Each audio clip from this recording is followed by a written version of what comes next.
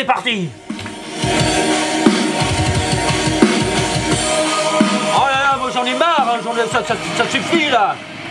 Écoutez, il y a trop de choses à dire en ce moment, moi je ne sais plus quoi dire, alors il faut que je parle de la Libye, de la guerre en Libye, voilà, parce que ça fait combien, ça fait 15 jours, ça fait 3 semaines que je me retiens, j'en ai ras-le-bol. Parce que quand même... Attendez, bon, faut pas que je m'énerve, parce que là je vais parler de la paix. Donc faut pas que j'ai l'air d'être agressif, faut que j'ai l'air d'être calme.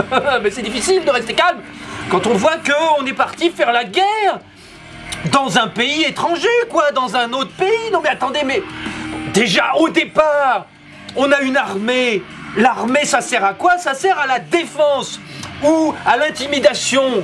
Donc voilà, si des ennemis nous menacent, si quelqu'un nous menace sur notre territoire, on se défend, on leur dit attention, on a des gros moyens, on a des destroyers, on a des porte-avions, vous allez subir nos représailles. C'est à ça que ça sert l'armée, à la défense de son pays. Mais là, c'est pas du tout pareil. On va dans un pays étranger qui est bon, on va en reparler, mais qui est apparemment en guerre civile, c'est-à-dire qu'ils se battent entre eux, les uns contre les autres, et on va se porter au secours d'un des camps pour annihiler l'autre.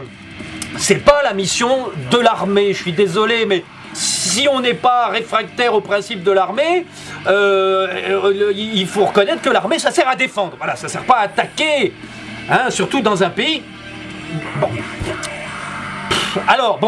Alors après il y a le coup de la guerre civile. Alors est-ce que c'est vraiment une guerre civile? Qu'est-ce qui s'est passé? Bon, moi j'ai fait des recherches là depuis 3 semaines et j'ai trouvé plein de choses, j'ai trouvé plein de documents. J'ai trouvé en particulier des documents qui datent de 2000, de 2002, qui sont édités par le Pentagone, qui sont édités par les services de la défense américaine, qui sont édités par le gouvernement, par des tas de gens très puissants, très haut placés. Je vous donnerai les liens, vous regardez en bas de la vidéo, il y a les liens, il y a toutes les données, vous pouvez contrôler tout.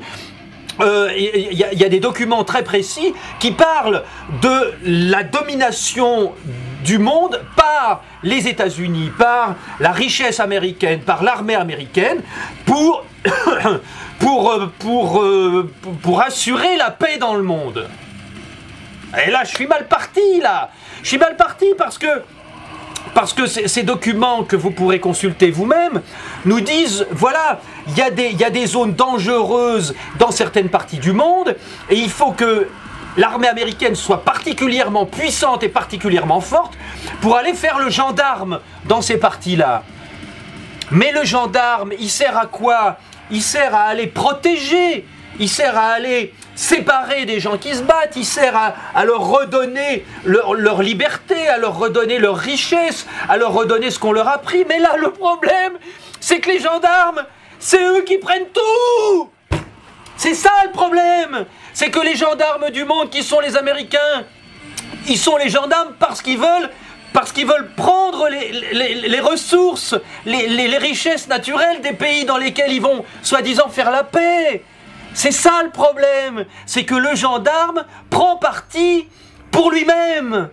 Donc c'est pas une force de police, c'est une force de domination, c'est une force d'exploitation. C'est ce qu'on appelait dans le temps le colonialisme. Bon, c'est ce qu'on appelle maintenant le néocolonialisme.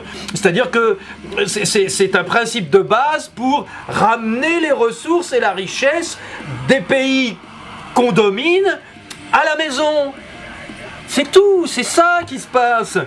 Et donc il y a des intérêts immenses en jeu, parce qu'en Libye, la Libye, c'est le pays du monde qui possède les plus grosses réserves avérées de pétrole. Donc forcément, il y en a pour 50 ans de pétrole à se gaver. Vous savez combien ça coûte de tirer un baril de pétrole? Le baril de pétrole, il est à une centaine de dollars en ce moment. Vous savez combien ça coûte de tirer un baril de pétrole d'un puits de pétrole en Libye? 1 dollar. Donc le mec qui contrôle les puits de pétrole, il se fait une marge de 100 quand il achète, quand il exploite en Libye et qu'il revend ailleurs dans le monde. Donc attends, il y a des profits gigantesques. Donc voilà, c'est ça qu'il faut qu'on comprenne. Mais ce qu'il faut surtout qu'on comprenne, c'est que tout ça, c'est nous qui le permettons. Parce que qui c'est qui a besoin de pétrole ?